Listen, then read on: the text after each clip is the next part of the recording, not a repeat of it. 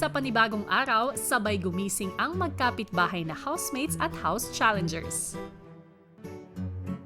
Low-key po, Kuya na hindi comfortable yung pagtulog ko. Kasi po, I can feel the lagkit, Kuya, kasi. Kapitbahay, gising! Eh! Walang kuryente. Ano tayo magluluto? Naputulan tayo ng kuryente. Oh, sinong bababa sa bayan? Magbabayad ng kuryente. Housemates, kalma! Napalabas lang kayo ng bahay. Hindi kayo naputulan ng kuryente, okay? Sina Bensoy at JM inumpisahan na ang kanilang morning exercise. Aba, good job, boys! Napaka-importante talaga to exercise tuwing umaga. Maya-maya pa ay ipinakuha na ni Kuya ang kanilang daily supplies at kaagad na naghanda ng makakain si JM at JP habang ang ibang housemates naman usap-usapan pa rin ang house challengers. Gagawin mo, unfair naman talaga pag pumasok sila dito. Kaya, Na, the visiting lang nga. Hindi visiting. Ako yung challenge natin today, na-excite ako.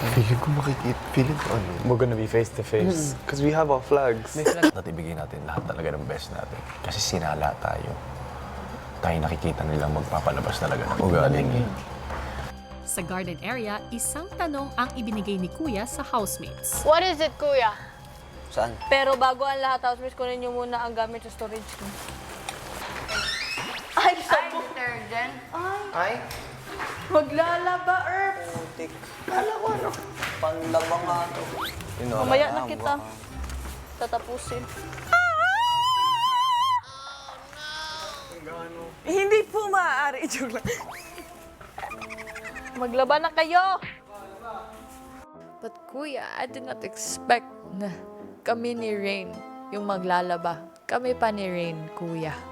Kaagad namang pinaghandaan ni Rain at Kai ang kanilang paglalaba. Please welcome Kai, the Cave Girl Lavanderas! Thank you, thank you, thank you. Rain! Aba, ang mga labandera ni kuya, very fashionable! Go, maglaba na kayo. Am I doing it right? Sa tingin ko naman, marunong akong maglaba. I mean, you know what? There's no right or wrong way to do maglaba. Kasi kapag merong namang tubig, tsaka merong sabon, tapos nasasabunan, that's all that matters. Yeah? No, I'm not a pro yet. I'm a rookie pa sa paglalaba. Maya-maya ay isa-isa nang ipinatawag ni Kuya ang housemates para sa isang mahalagang tanong.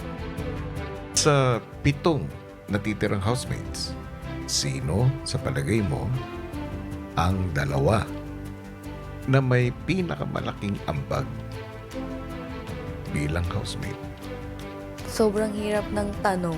Mahirap ang tanong at masasagot mo lang yan kung nagpapakatotoo ka.